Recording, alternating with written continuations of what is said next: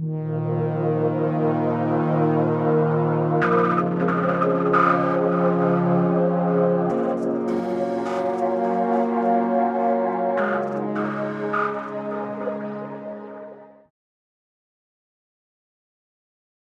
the Undiscovered Soul Analysis section.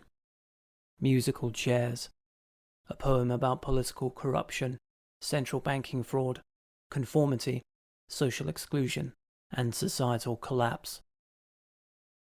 Musical Chairs is the first serious poem I wrote, in the sense that it wasn't just an off-the-cuff snapshot of some transitory emotions, but a hard-hitting bunker-buster missile into the grand existential malaise that has rotted the West into a shadow of its former glory over the last 100+ years, particularly in the last 2 decades. Let's start with the obvious. Life is a game of musical chairs. Where you end up has a great deal to do with where you start. And yes, before you hit speed dial to send the not all police to bust down my door, of course there are exceptions to any rule. That being my point, just because one absurdly fortunate person won the lottery or survived jumping off a bridge doesn't mean anyone else will. Hollywood is largely responsible for people's obsession with the plucky, or more specifically, lucky, underdog story. That one guy who didn't have the right stuff to be socially accepted, or gets handed a raw deal, but, through grit and determination, as a fundamental expression of that nebulous sacred cow, the human spirit, triumphs against all odds. It's in everything, from Rocky to Gattaca, from The Shawshank Redemption to Harry Potter, and there's no denying it makes for a great story, because that's all it almost ever is, a piece of carefully crafted fiction. Real life is rarely so auspicious, and on closer examination, many of these characters have overlooked advantages or quietly ignored good fortune that primes them for success. This isn't some left-wing socialist screed against people with mansions and sports cars, but the very real and serious concern any thinking person develops from a cursory examination of the gate-kept, nepotistic, bloodline-driven, wagon-circle cabal that has a stranglehold over every major industry and high political office, none more than the inscrutable machine of central banking. Before we get into that most salient detail, we'll take a more general overview. In my observation, many people who succeed in life aren't the most talented in any given field. They're often just exceptionally good at playing the game. You don't need to be the best panner in the world if you're first to the gold rush. A boomer born in the 1950s, who grew up in an ethnically homogeneous, high-trust society, went to work in a stable job market with a handshake entry, paid in sound money backed by the gold standard, and saw their property passively 1000x in value over the course of 30 years, had to screw up pretty hard to fail. As it turns out, the overpopulation crisis was a complete hoax, as is every other major fear campaign touted by moralizing grifters or establishment plants who make a career out of beating the tom-toms in the street. What is very real now is the dating and mating crisis, something of much greater concern than even the colossal banking fraud being perpetrated. Because no dates means no families, and no families mean no children.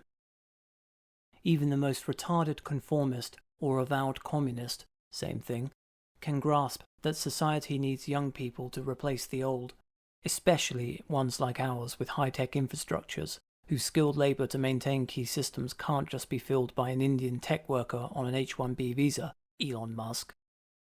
But even if it could, the fact is that nothing can supplant families. They are the sole hub on which society turns.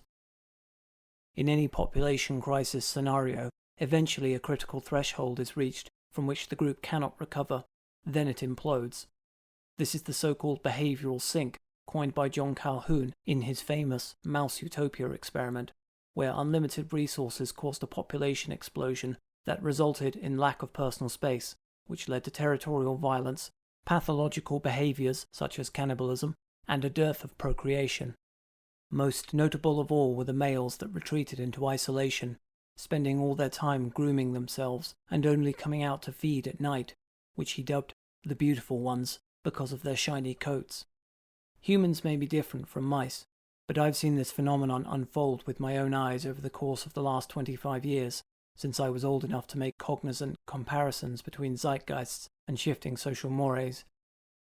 Back to musical chairs, we move on to the overarching themes of political corruption and the greatest scam ever perpetrated by central bankers: usury, the ability to create money out of nothing and loan it out at interest, enslaving entire nations and suborning their governments as willing stooges in their financial slavery schemes. If this is new information to you, or you've been living in denial because it's too world-shattering to comprehend the scope of your serfdom to these vile, subhuman overlords, allow me to summarize with an example. Suppose you were to start a new society with 100 people in it, and you were to set up this society with a banking system just like ours today. That first bank has no money of its own, but by legal and fiscal sleight of hand, it is given the power to create money out of nothing. It doesn't have to earn it by way of labor, as you do. It's just a rabbit, pulled straight out of a hat. Now this first bank has £1 million it created, and those 100 people all apply for a loan of £10,000 each to build a house, at 5% interest over 10 years. Did you catch the trick yet? Even if every single person pays the principal sum back in full, that 5% interest they all pay exceeds the total money inside the system. Where does it come from then? The bank has to create it again, so that people can pay it off from future money and its physical collateral, i.e. labour, that hasn't been done yet. Don't believe me? Look at any £10 note. It says, quite clearly, I promise to pay the bearer on demand the sum of, because it's nothing more than an IOU, leveraged against a reasonable surety that one will be able to get X amount of goods or services in exchange. For a vindaloo at your local curry house, this seems reasonable. For an entire nation and global system, it's insane, and is only propped up by another criminally ingenious piece of fiction called fractional reserve banking. This is where banks can loan out 10 times the amount of money they have in their own reserves, so not only can they create money out of nothing, but they can create more money to loan out at interest in an endless cycle of debt fabrication that can never be paid. So what, you might say? That's just how the system works. Never mind the hypocrisy that you, as an individual, will be sent to prison for years if you so much as intentionally use counterfeited money, let alone counterfeit it yourself. We come to the final and most important piece of the scam. Who is the rabbit in the hat? The rabbit is you. You and your labour, your finite vitality, are the collateral against which all loans are signed. If you fail to pay the bank back even so much as a penny on your mortgage, they can seize your house. If you resist, they'll send their government foot soldiers to arrest you. If you resist violently, they'll send in an armed response team and kill you. Then they'll have their yellow journalism, lapdog pundits in the media spin a hit piece on what a vile, insane terrorist you were. They'll proclaim that the world is a safer place now that you're dead, and people will believe them. This is what the media tried to do to Marvin Haymeyer, a modern American folk hero who stood up against the aggressive sabotage of his car repair business by a corrupt city council. Ironically nicknamed Killdozer in popular culture, Marvin armoured a bulldozer with steel-plated concrete slabs in secret, sealed himself inside, knowing he would die in there, and went on a rampage to destroy buildings owned by his enemies who wronged him, then shot himself in the head rather than go to prison, whereupon he became a legendary martyr for his cause. News media footage of it is still available online, and sure enough, you'll see SWAT teams crawling over the scene, trying to kill him even though he harmed no one. Democracy is the eternal handmaiden of political corruption.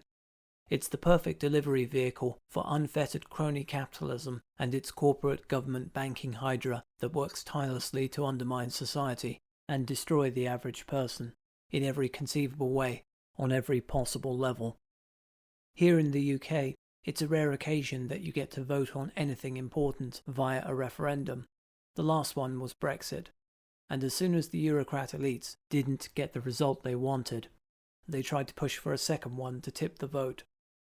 No, what you get to vote on is who your local MP is. Some obsequious PR mannequin who toddles off to Parliament and purportedly represents your interests there. A popularity contest by well-heeled vultures with family connections and money they acquired from who knows where. But, what's the alternative? Gullible boomers will cry, apoplectic at the idea that this might not be a system that works on such large scales. Sadly, at this point, the scope of such righteous change would be so drastic that it's beyond contemplation, especially in a semi-polite society such as ours.